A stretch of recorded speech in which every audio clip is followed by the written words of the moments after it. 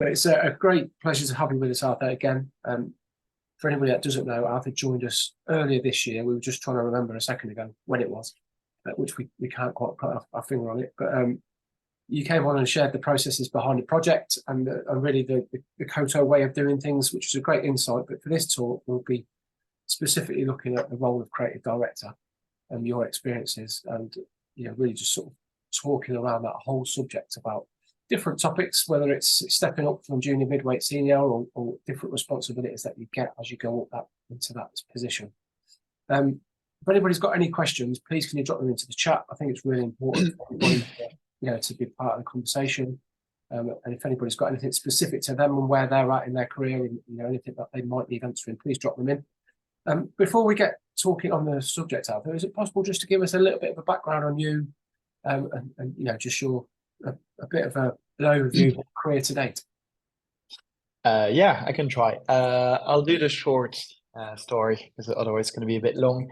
So I left uni 10 years ago. That's the reason why I'm not going to go back to that. But it's been 10 years, actually, 2 months ago, which is absolutely incredible. I am a creative director, like you said, at Koto. I've been working there for about 6.5, 7 years, which is absolutely amazing. I joined as a senior designer, freelance actually to start with, and then went up the rank. I would say was lucky enough that we were small enough as well at the time, 6, 7, 8 people in a small co-working space in South London, and then slowly but surely went up, and we grew all together. And yeah, lucky enough to have been promoted to something years ago as a creative director, and then moved my life to New York, where I've been leading and supporting the business over there. Amazing. See, that's the short story, because I could have gone 10 years in that. Yeah, that's better that way. We'll save that for another episode in future. Yeah, not that interesting. Everybody says that. Well, I think they're fascinating, all these stories about people and how they've got to where they've got to. Again, we were just saying before we let everybody in that sometimes you don't really hear much about these subjects, and they get. You sort of see people, they leave university, then the next minute they're creative director of somewhere, and what about the 10, 20 years in between, and that can easily get lost. But I think it's really interesting to understand that journey, because it really helped. It would have been really helpful to me when I was first starting out, and I presume it would still be the same for others. I think your story is going to be so specific to obviously what's happened at Koto, which has been quite an incredible rise in recent times. I've spoke to James in the past, and obviously I've spoken to you before. But I'm really interested in what, like, say, your main responsibilities are, would you say, on a day-to-day basis? Yeah, obviously slightly different since I'm in New York, because there's so much admin to do when leading the studio. But I would say my role is very much about managing and leading the visual and verbal brand. And so with that is working obviously with designers on daily basis, but also strategists, client service, even finance people as well, to make sure that everything is working well as a whole. I'd say that when I introduce myself to clients or in general, I would say that 70-80% of my time is making sure that the design and the visual and verbal brand that we come up with is great, and great in different ways. It's going to be distinctive, it's going to look good, it's going to answer the brief. Obviously, there are so many goals and challenges that clients come with, when they actually email us for the first time, when we have that first chat. So yeah, I would say, it's images over anything else if I'm trying to be as basic as possible. But yeah, I would say graphic design. Because the NYC office is relatively new, isn't it? That sort of arm of Koto.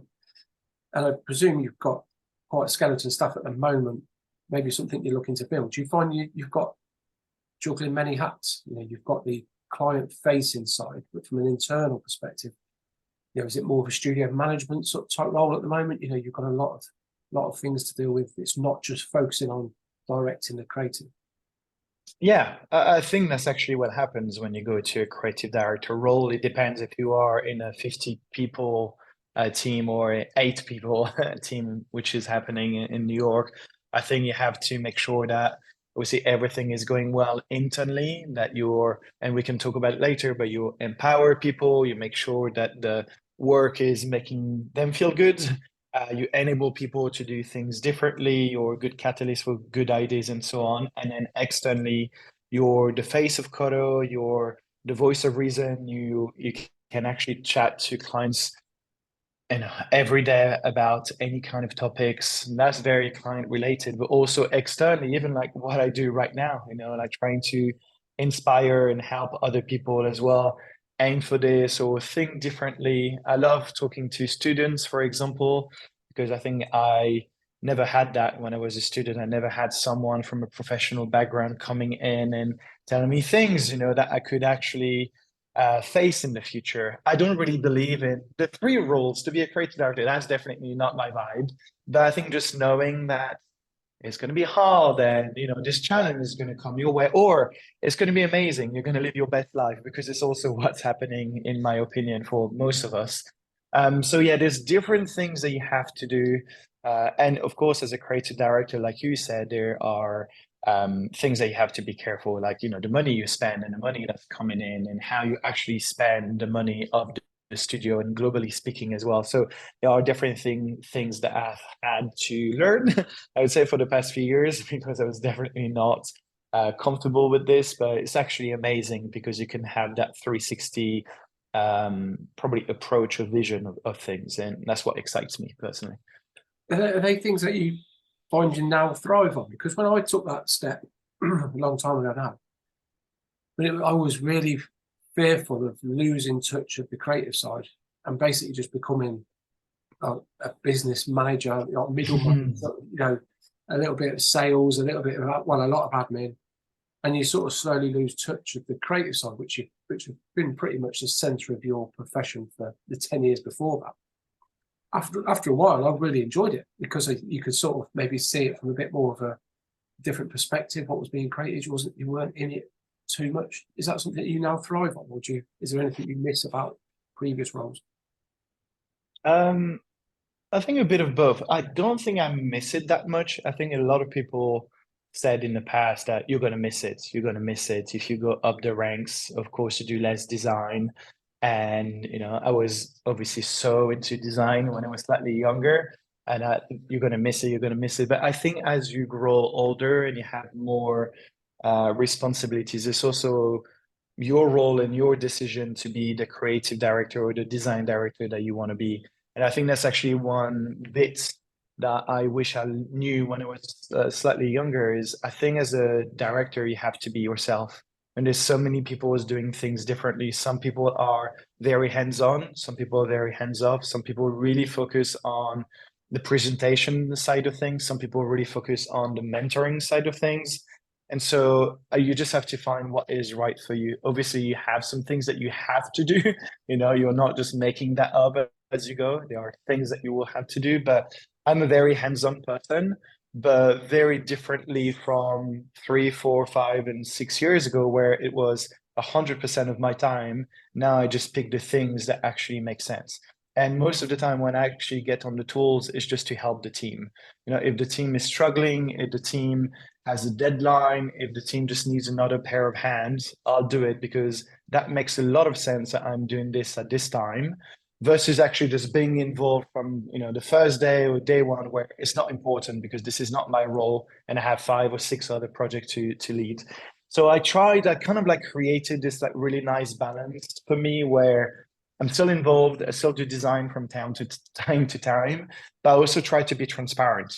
For me, it's very important that I'm transparent for the team to feel empowered, because I want them to have the ownership over the work, but I'm also very present, because there's nothing worse, in my opinion, than someone feeling alone, feeling stuck, feeling unsupported. And I think that balance of transparent and present works really well for me. But I'm going full circle right now, but I don't think there's a right answer for what kind of creative director you should be. I think however or whatever works for you is perfect. Yeah. And I think we live in a time now where you can pretty much be whatever role you want. You can approach it. I think years gone by, or decades gone by, there was a bit more of a stereotypical junior, midweight, senior And that was the same across all industries and all sectors, that people sort of followed suit. But now you've got that luxury. And I think COVID has probably played a big part of that, giving people the freedom and the luxury and the confidence to do things remotely or do it in a way that works best for them and ultimately their people. Yeah, when I was a senior designer, I was worried about the DD thing because the people I had seen being DD were acting very similarly. And then I was like, but I don't think that I'm like that. Do I have to learn more of this? Do I have to be more like that? And kudos to the team at Kodo and the founders that said, you'll be the design director that you are, and we'll just like work around it and we'll adapt the same way you're gonna or I'm gonna have to adapt. And that was perfect because you see there are, I'd say, 5 or 6 creative directors, probably slightly more at Kodo globally, and all of them are very different. The way they lead project, the way they manage talent, the way they talk to clients is super different. And I think that's actually what makes the works very exciting because you have complete different relationship and project out of it. So yeah, diversity is the best that you can aim for. Yeah, and I presume because your Koto is now all over the place. Yeah, no. You've got 2 in America, haven't you? You've got Berlin, you've got APAC, haven't you? You've got Asia, South Pacific. So that they have Yeah. to reflect those cultures and those areas and the businesses that are there and the consumers that buy them. It's so true. Like me being French that worked in New York with a team that it's made of a lot of nationality is probably going to be managed very differently than the Berlin studio or the Sydney studio. I think as long as the DNA of Photo is present across all of them and across the creative directors, and we know what we aim for, I think having differences in the management and the leadership is actually what we should do. Yeah, definitely. Just going back to previous to Koto, then, what are the main differences that you'd say from when you first entered from university junior? I presume you did junior, midweight, senior, and that where you are now. Are there any really key, maybe less obvious things that you could sort of say that have changed as you got that ladder? Because I don't see, again, we talk about not seeing much content around certain subjects. One of the big ones that I get asked about all the time is, how do I know if I'm ready to go to junior, midweight, senior? It never really there's not much education around that. It's normally just a gut feeling, I think, or an age. But now you're at the level you're at now, are there things that are quite obviously different through each of those stages? I think it's probably just the amount of responsibility. I say when you're an intern, we have great interns at Kodo, but sometimes I feel like they're trying to crack the roots, or they think that the expectation we have on them is the same as a senior designer, for example. And it's something that I've never heard before I actually lived it and I joined Kodo as well. But so I think transparency and honesty is going to that person and saying, this is what we want from you. As an intern, we just want you to have fun. You have all of this knowledge, all of this fresh thinking and mind of uni or college, and come in, put everything on the table, be as crazy wide creative as you want. We're just gonna help you slowly but surely get a bit better and understand, the things that we can do and the things we can't do. And then it's the same as a junior. I would say as a junior is quite similar, where your job is just to come up with nice routes, good ideas, things that feel very different from the old, let's say, folks like us that know how it works and the things that clients like and the things that clients might not like. It doesn't matter as a junior because what we want is you to bring that fresh set of ideas. And then slowly but surely, you can probably see where it's going. You go to a middleweight position and you go to a senior position, and now you have to probably understand what works, how we need to show the work, at some point obviously presenting the work, but we do that very slowly and we try to like I said, be very transparent and honest about that with people and the expectations that we have. But I still think at Kodo, at least at Kodo, I don't know how it works somewhere else, that hierarchy thing is here to help, right? So it's here to help when you're a junior and you don't really know what to do. Then maybe I'm going to go to the senior person or I'm going to go to the director because I know how to do it. But the way we deal with roots, design, presentation, everyone is doing the same amount of work. Everyone is in the presentation. If we feel like it, we've done that even last week. A junior person is going to present to the client. We want everyone to have this ownership. I think it's extremely important for me and for everyone at Kodo that empowerment is at the core of the business from a mentoring point of view. Like we do everything we can, and I do everything I can to make sure the team feel like they have ownership over the work, whether you're the intern or the design director that have been working at Kodo for 5 years. It's actually one, if I had, well, I probably have a few more, but if I had one advice for everyone is make sure your team feel empowered. I think this is the best you could do. Mm. It's really refreshing to hear. I think it's probably more common for Yeah, juniors I'm sure. yeah, juniors to have a responsibility in presenting or meeting clients and all of those sort of things that I remember 20 years ago, etc. You weren't allowed anywhere near a client. You know, I think everybody thought you were going to mess it up, or you're going to say something that wasn't professional or something. And it's actually something I went through 10 years ago, where you were not allowed in this meeting, you were not allowed to talk to this person. And I think somehow it makes you feel anxious or worried about this actual client's relationship, or like face to face. You feel like, they're being God, and you can't, sorry for the language, but you can't fuck that up. But it's actually not true. It doesn't really matter, right? Because you realize the clients, they're like you. And you were just in this together, and it's all about collaboration. And this is something I try to do with the team, where, I try to put them in front of clients whenever I can if they want, but also almost creating this sort of like bubble of protection where everybody feels confident that they can say whatever in a meeting, they can present any type of work, and it's. For me, it is refreshing the way we do it at Kodo, because there's no right or wrong answer. I don't want the team to think, oh my God, I should have said this or I should have done this, because I lived through this, and it was actually really hard for me for years and years, because I was going to clients and I would say something, and then I would realize that some people would just look at me in a weird way, and I understood why, and then you start to sort of like overthink it. And I don't want anyone to feel that way with me. What has been said has been said, what's been done has been done. The work we created, we tried our best. If it doesn't land, that's okay. Because I think if people start to overthink it when they're in this situation, they lose confidence, they lose the ability to make good decision. And I think, you're not trying anything new if you think what could have been or what could be. And so once again, I think it's quite important for me to create that bubble. Yeah, it's funny, isn't it, how that manifests itself. Maybe you don't think about it much at the time, that split second. But over a period of time, if you're working for somebody for years and they're cocooning you away from the people you're working for, or then an account manager goes to leads all of the conversations and comes back with amends, but they're not really recommunicating that properly because they're not in a design process. It's sort of a really negative culture. And it's so good to hear that you and many others that I speak to are sort of changing that way. Yeah, and look, if it doesn't go as planned internally or with the clients, it's just part of the process, and we go again.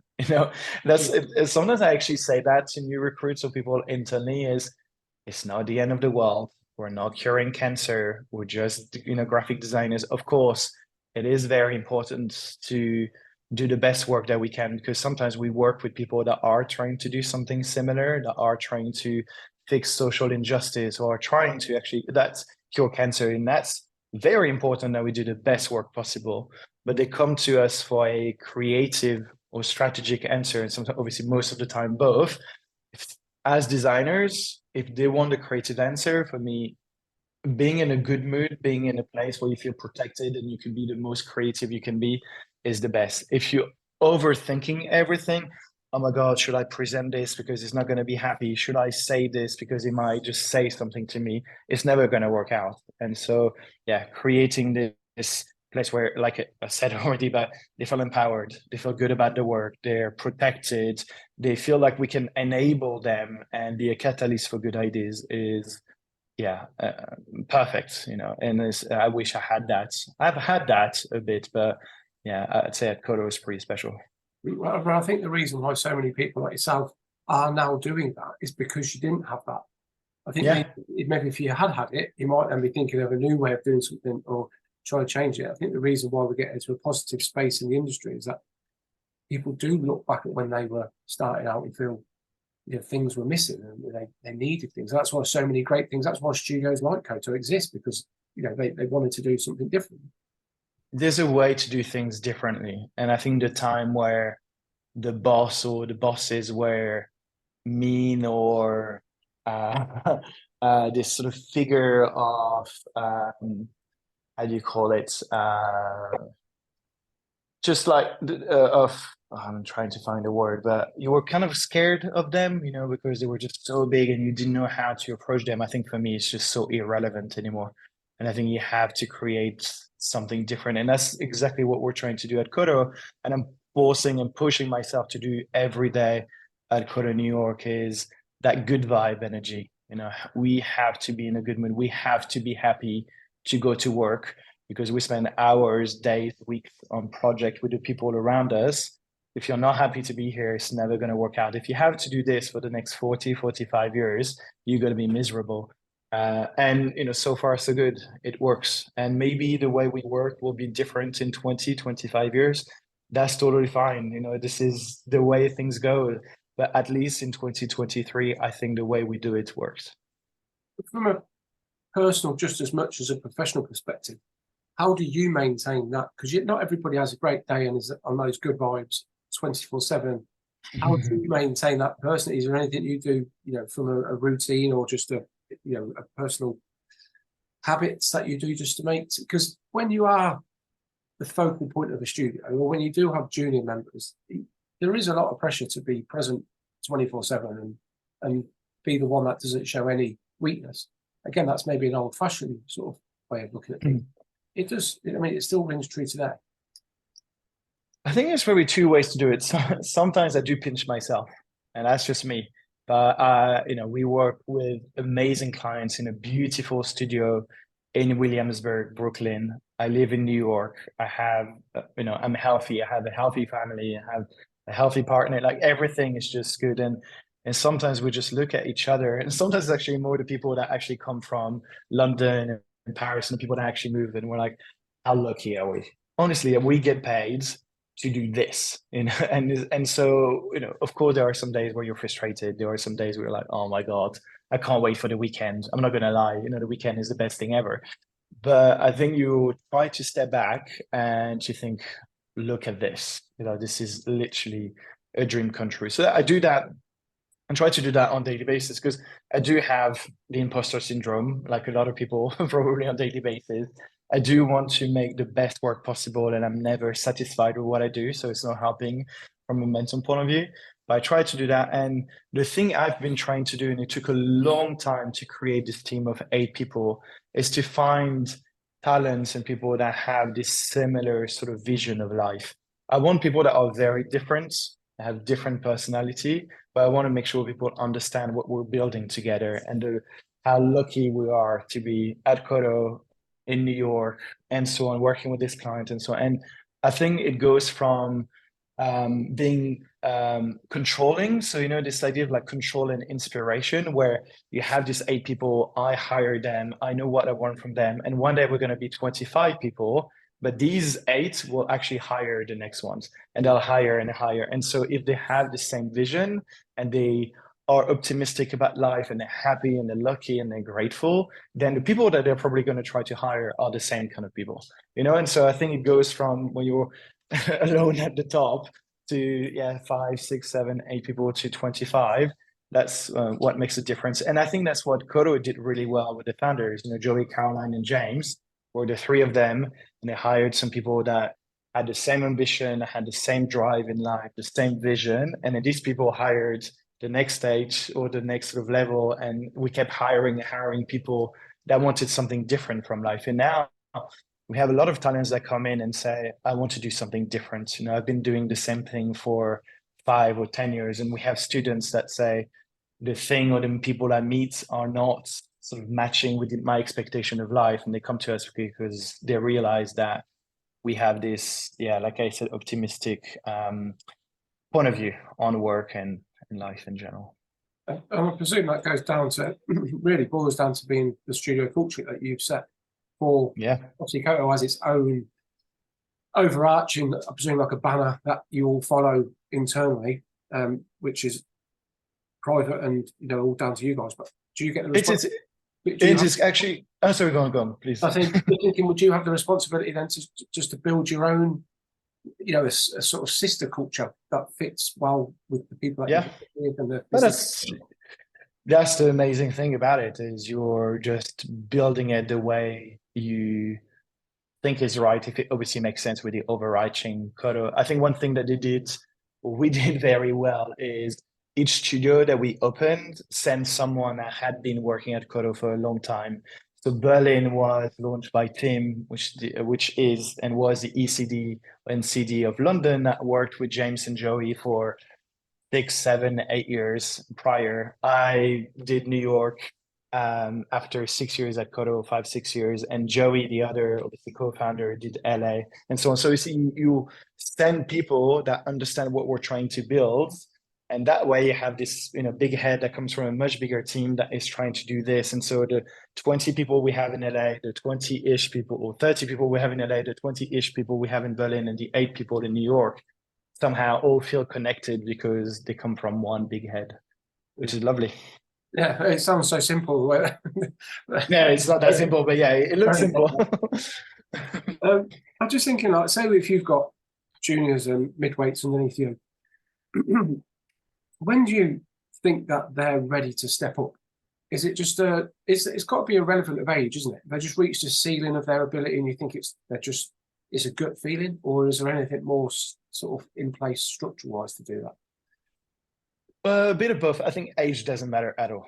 I think it's actually something I was very focused on when I was at school and being as an intern, because you could see I was 23, 24, and some people were 21 and were in the same space, and some people were junior at 22, and you're like, oh my God, I'm so like, it doesn't matter. Like, I think if I take some sport analogy, like one of the greatest athletes ever is Steph Curry. And Steph Curry just became what it is when he was, I don't remember exactly, but probably 25, 26. Like when he was more mature, he was less injured, he was doing exactly the right thing outside of the court to make himself the best he could be. Now, Steph Curry could have actually looked at LeBron James for years and years. LeBron James was the biggest superstar when he was 16 and thinking, oh my God, LeBron James is the best. LeBron James is the best. But now, like, it's interesting. I think they have the same amount of rings. So they won the same amount of finals. I think both of them are 4 and 4 anyway. So, actually that analogy makes sense because it doesn't matter. No one is going to look back when you're 50, 55 thinking, were you a junior at 25 or 24 and a half? And I think actually we do spend too much time thinking about it. Me first, that was actually a huge problem for a few years. I think gut feeling is right, but we also have a structure at Kodo that help them get where they want to go. Obviously, we have job descriptions. We want to make sure that we catch up with them every 3 to 6 months in an official sort of circle. But we have weekly chats, daily chats with everyone, knowing how it goes and what we can do to help. And the thing that I've said at the beginning, where if we realize that a junior is so eager to present to a client, and a junior is so great at coming up with the routes and being multitasking over everything, we're going to make sure obviously he's or she's okay with that, being like, do you want to do more? Do you actually want to lead this? Do you want to present to the client more often? Do you want to do that? And slowly and surely, it makes sense, right? It's a natural thing where you look back, you're like, actually, that junior should be a middleweight, because that junior is not just coming up with good ideas. This junior has built 2 routes for this brand, has presented extremely well this presentation and these guidelines, and have managed this photo shoot and talked to this typographer, right? It kind of makes sense. You're, like I say, about empowering people. So you try to be transparent so they become more proactive and they feel supported and they feel excited to make the decision. Is actually just the way to promote people. I don't think we should follow some sort of bullet points being like, so what did you do the last 6 months? And I know a lot of agency used to do that. I don't know how it works now, and I'm sure not so many do this, but there was some sort of like bullet points where you had to tick. Okay, you did this, you did this, you did this. okay, you can go up to the next level. But for us, our the way we manage this is if you go from a senior to a DD or a junior to middleweight, you should be already be doing that job. When I was promoted to DD, it was just so natural because I had been doing that job for 6 months. And I think, I talked to James about it a lot, and he always said it's better to do it that way because you don't want just all of a sudden to give someone a promotion and you spend the next 6 months teaching that person how to do it. It should make sense. No one should be surprised in the team. You want everyone around you being like, of course, that makes sense, versus, really? Do you think he's ready or she's ready to do this? So anyway, you see, like that structure is very important to follow up and make sure that we don't leave that person stranded and alone for 6 months. But also, yeah, gut feeling is very important. I think that's why this is exactly why I think we need more conversations around these things, because when I was in that journey, it was it was very much like potluck. It was, am I ready? Should I just go for it? There was no resources to find out this, or there was nobody to really discuss it with. It was just take a bit of a punt at trying to find a role, and then either get humiliated in an interview and people think that you're not qualified for it, or they say you're overqualified and you try and fight in it. You end up wasting a lot of time and effort and energy just sort of trying to understand where your level is. And that's if we have more of these conversations, hopefully we can make it more, break down those barriers for everybody. And also like there's also a lot of pressure on promotion, and I felt that pressure a lot because you feel like if you stay in the same role for 2, 3, 4, 5 years, then you're a loser, which is completely obviously wrong in a very old way of seeing things. But I've had conversation with much younger designers, and it's crazy to think that now they're much younger than me, but at 22, 23, we have this amazing designer in London. She's absolutely incredible. And she's a middleweight, super young, 23. And I was talking to her like a few weeks ago about, when you're going to be senior, maybe in the next 6 and 12 months. And she said, I don't need to be senior right now. I feel like I have a lot to learn as a middleweight. I want to take my time. I want to make sure it's right. And I don't want to rush it because the maturity of this person is pretty incredible. She's not the only one. A lot of people are like that. And I think actually just talking about the other side of things where some people are just really happy being senior designers their whole life because the thing that they absolutely love is making things. It's actually true. And we talked about this with me, like how do you feel about designing less and being more in charge of the business? That was actually fine by me in the end, but a lot of people can't do that. They do not want to do that. And I actually really respect it.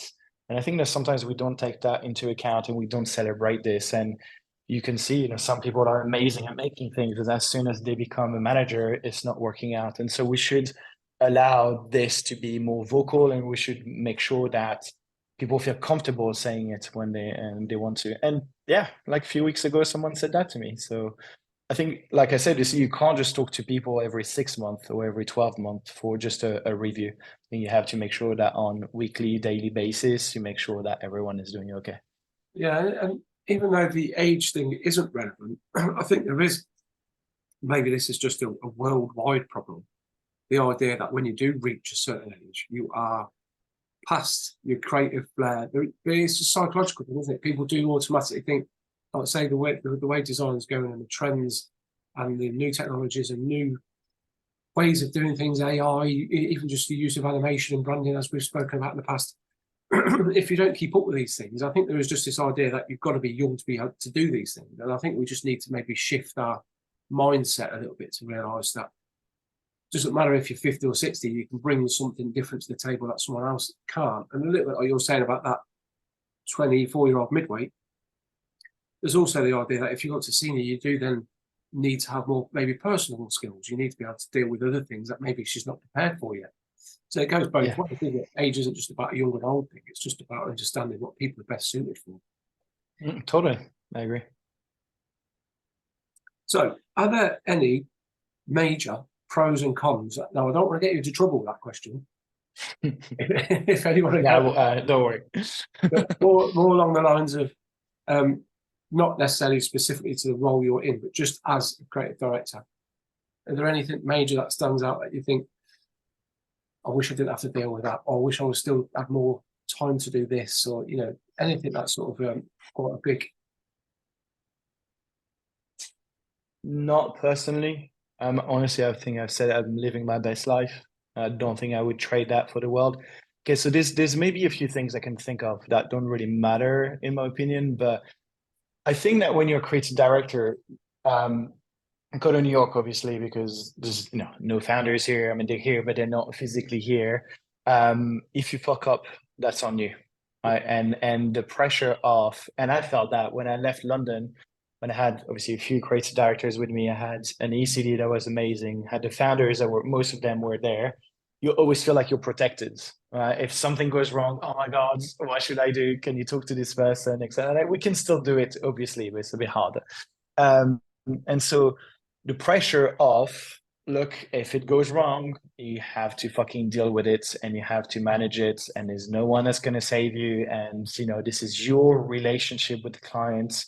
Like you're building the relationship or you're destroying this relationship that's on you. So that for me is not a problem, but I think it could actually become a problem with people are not really good with maybe stress and being anxious or thinking again, see, going back to it, where what are the consequences of this? And the thing I actually do with the team of like there will be no consequences, no right or wrong answer. You can say whatever, it's completely fine. And that's actually what the founders gave me as well. It's like if the project doesn't go well, we'll start again. That's not the end of the world. We'll just start again. So that's, I would say, a cons for some people is, can you deal with the pressure? But I think it's great though. I like the pressure. I think there's something very exhilarating about the pressure. Everyone say that the politician and sports, like the Messi and the LeBron James of this world, they say by being under pressure is what makes you focus. When you present and you have little butterflies and you're like, all right, let's not fuck that up. Well, you're not gonna fuck that up because you know your thing. If it doesn't go well, then you'll just do another presentation and you'll just learn from your mistake. And it's not even a mistake, you'll learn from the experience. And so I actually really like this. I like that personally for the first time, I'm kind of like in charge. I have this vision for this or I have this vision for that, and we just try all of this to make it work. If it doesn't work, then that's okay. We'll just do it again. And we're going to have to do it for the next 35, 40, 45 years of our life. And I find that exhilarating, so exciting to have, this excitement every day because you're happy to be here, but also, oh my God, this presentation is so important, or, oh my God, we're talking to these incredible clients and so on. So both pros and cons of the creative director role is that. But yeah, I'm maybe not the right person to ask because I love it. I think also if you lose that, what can be deemed as a negative for some people, if you lose that butterfly thing, I think, or the like you're going into, like you talk about the sports references like that, going into battle sort of type mentality. When you lose that, I think that's the time to give it up. That's time to sort of step away and do something else, because that's that adrenaline is what gets you to to do great things. And we present to 8 people or less, and sometimes, all right, to the whole company, 200, 500, that's okay. And I'm going back to it. It's not the point, but the LeBron James of this world is on the three throw. I can't say it, the FT, whatever. And he's about to win the game. And he thinks there are 20,000 people maybe in that stadium booing him. There are millions of people saying, you're shit, you'll never be as good as Jordan. Like the pressure of this guy doing that every single day. And he's been doing that for the past 22 years. Obviously, we can't take that, right? Because we don't really understand what this pressure is. But I think that sometimes it's okay. We're just presenting to people like us. And it's actually a good a thing that I've learned across the years is for me, being a creative director is being a partner first and foremost. I'll never force someone or a client to do things that they don't want to do. And actually, if they don't like the idea, they don't have the logo, they don't like the work in general, that's on me. That's fine. And that's the thing that I like. But I think I try to really understand where it comes from. What is the challenge? Where is that comment coming from? And taking the time to take it into account and answering it and so on and so on is actually the best way to be less probably scared about presenting or not feeling the pressure, because you feel like you're just doing it together as one and not they're going to judge my work and they don't understand me. They want to make the most beautiful case they ever. That's not the point. I think we're just trying to do the best thing together. Yeah. You've mentioned throughout this about empowering, you being empowered by the founders and others, and then also you then doing that yourself to the team that you currently lead, as well as a number of other things within that, being a mentor, inspiring people, all of these sorts of really positive places that I think many workplaces now aspire to have or do.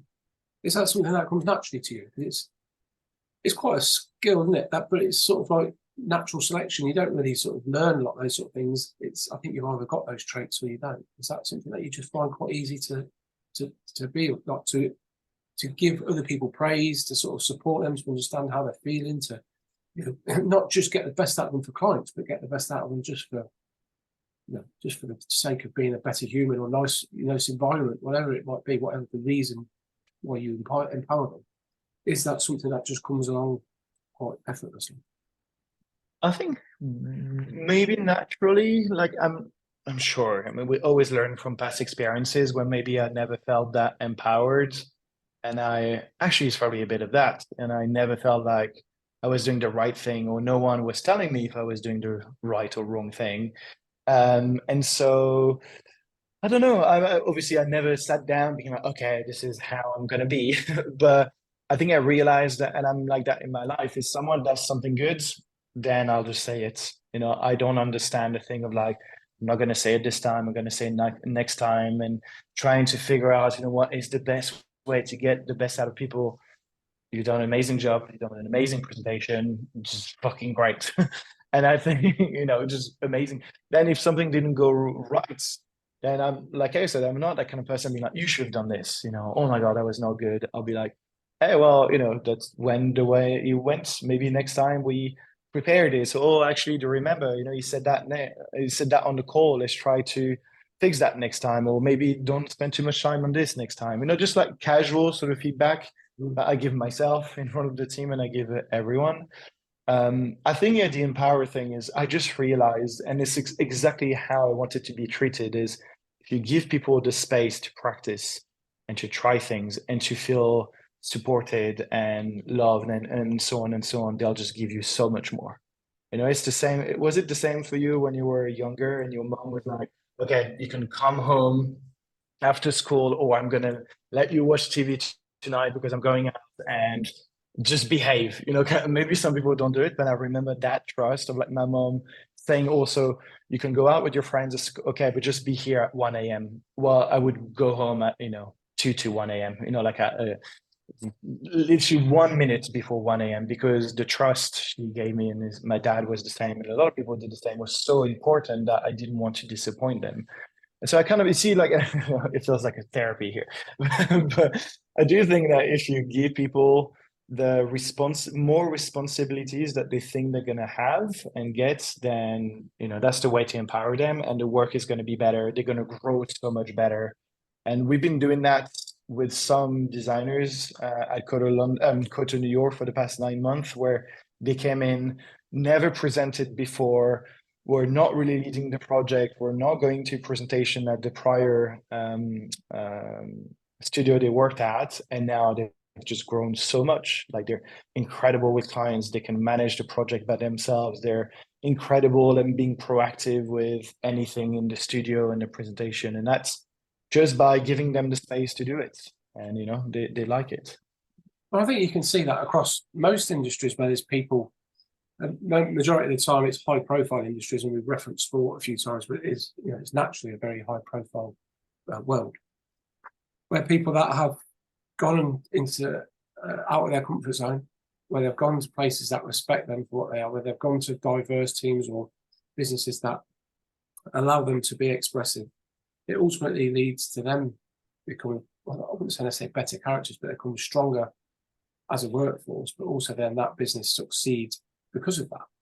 And it seems stupid that when I think back now, all I keep on doing is thinking back years to places that just were really sort of restrictive in what they allowed you to do. And it seems to be, why would anybody really want to run a business that that prevented others from thriving? Because that ultimately means that their business will fail because of that.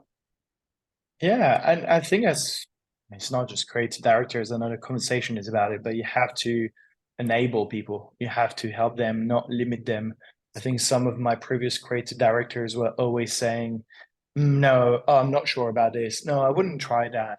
And then you just go back to your desk and you're like, okay, so I can't do anything. Yeah. And so personally, I never say no to anything. I push designers, strategists, students to follow their gut, for example, and to feel confident to come to me with any kind of idea.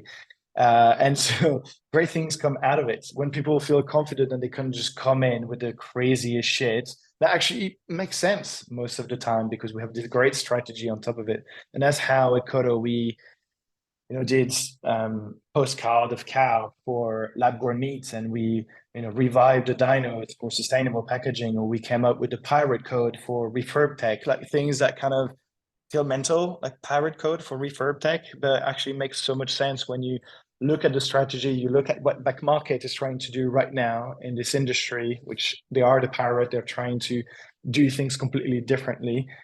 If you keep saying it, if people are not confident to come to you with these kind of ideas, like, yeah, we're gonna revive the dinos for sustainable packaging. Another idea was built on the Phoenix, because obviously back from the ashes, sustainable. Like, then you will never get to that point because they're going to be like, well, he's never going to say yes to it. He's probably going to make fun of me, or he's going to think it's weird, or he's going to think I'm weird. But actually, no, that's actually the best thing that could happen to a project is people just feeling confident with coming up with the most insane shit ever. Yeah, and I think the talk that you did for us before when it was about the bolt and bolt and the processes behind how you got to that solution. Yeah. After hearing you talk today in a more sort of candid, non-formal presentation way, that makes even more. I mean, it made a lot of sense at the time, but it seems to make even more sense because you can really, really get to the bones of how you guys make this stuff. And if you didn't have that culture and that attitude that you've just referenced there, then the results would have been so much more stale and formal, and maybe would have just conformed with what everybody expected. And the reason why I asked you to do the bolt one is because of the fallout and the backlash that I've read, and I thought was unwarranted. But it just clicks. I mean, what you presented that day makes so much sense now because of the attitude and the mentality that you are taking as a director or creative director. I think you should be immensely proud of where you're going with it. I think it's just amazing to see. Thank you. I mean, imposter syndrome for sure.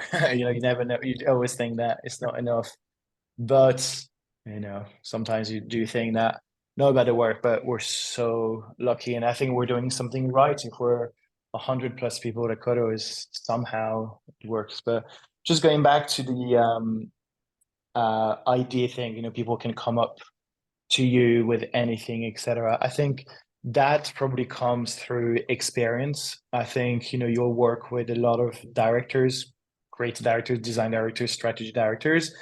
Just the way they are managing the project, managing you, dealing with relationship and challenges will just give you an idea of what you want to be in the future, and the things that you don't want to do. Have you ever felt, sometimes when you were, a bit younger and you saw something, you're like, oof, I'll never do that. It might be just a bit pretentious, but that's not the person I want to be. And that thing of ideas actually came at Kodo. Most of the time I was working with James, and we had another creative director at the time that didn't work out. And I remember working on 2 projects. And that's the thing actually made me realize this. So I was working with this other person on this project, and exactly what I said. No, you shouldn't use that color. No, I don't think you should multiple color. I don't think you should use the type that big. And so you go back to your desk and you're like, so what can I do with this? Because nothing seems to work. And then you work with James when James was creative director and something else. And James always found an opportunity. However wrong that thing was, probably because I had some terrible ideas, but it was always suggesting something, however wrong.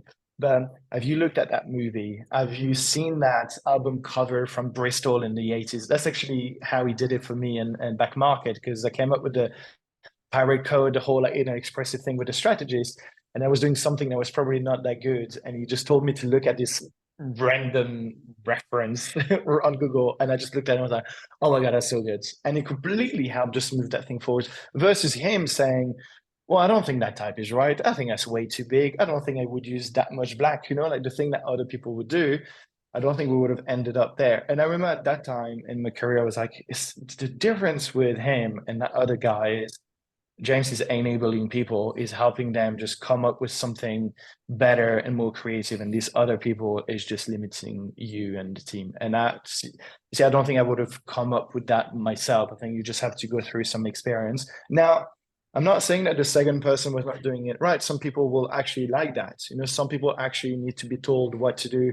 I'm more of the creative of, we should just let people just express themselves and try and whatever they want, and we just bring it back then, starting very structured and you're not very creative. So anyway, I think experience play a big part in that. Brilliant. Well, that's Story time. a great place to leave it, Arthur. I really appreciate your time. Selflessly just giving me agreeing to my random emails asking you to get involved all the time. It's a pleasure to hear. Always. It's great to start see the work that you guys, well, the business as a whole, but that you guys specifically are producing. It's really impressive, and I look forward to seeing what comes in future. But until then, have a great rest of the day. Hope your visa goes well, and we'll see you in the near future, hopefully. Yeah.